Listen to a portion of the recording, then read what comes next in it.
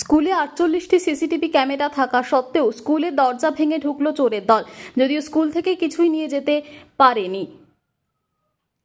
ঘটনাটি ঘটেছে শিলিগুড়ি নেতাজি উচ্চ বালিকা বিদ্যালয়ে। ঘটনার খবর পেয়ে ছুটে আসেন স্কুলের লোকজন। খবর দেওয়া হয় পুলিশকে।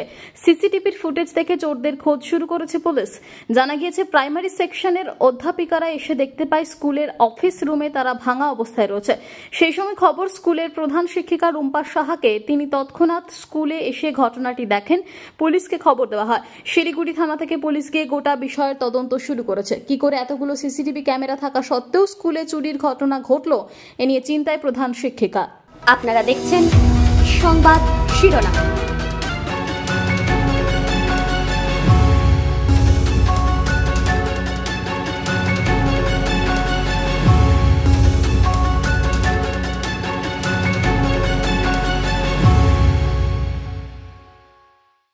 আমি জানলাম সকাল 6:30টায়। প্রাইমারির একজন টিচার আমাকে ফোন করে জানায় যে এরকম আপনাদের অফিসের সমস্ত তালা ভাঙা, দরজাগুলো খোলা দেখছি, আপনারা একটু আসুন।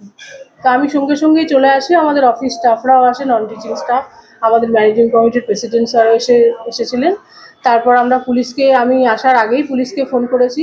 কিছুক্ষণ পর পুলিশও চলে আসে। পুলিশের উপস্থিতিতে আমরা ঘরগুলোতে ঢুকিয়ে যেটা দেখলাম সেটা হলো আমাদের অফিস, আমার ঘর এবং স্টাফ রুমের সমস্ত আলমারি, যতগুলো আলমারি ছিল সব আলমারির, ইভেন ভেতরের লকার অবধি সবগুলোই ভাঙা। এমনি আমাদের অফিসে টাকা পয়সা কিছু থাকে না, কাজেই টাকা চুরি হওয়ার বিষয়টা নেই, কিন্তু ফাইলপত্র বা যা কিছু আছে সেগুলো সব কিছু আপাত দৃষ্টিতে ঠিক মনে হলেও এখন ভেতরে কি রয়েছে এখন এই মুহূর্তে ঠিক বলা যাচ্ছে না, কারণ পুলিশ আমাদের কোনো কিছুই ধরতে বারণ করেছেন। আমাদের পুরো 48টি সিসি ক্যামেরায় পুরো স্কুলটা মোড়ানো, কাজেই বিষয়টা প্রিভিয়াস হিস্ট্রি দেখলে বোঝাই যাবে, কিন্তু আমরা এখনও কিছু ধরিনি। পুলিশ বলেছে আসবে, ওরা ইনভেস্টিগেট করবে।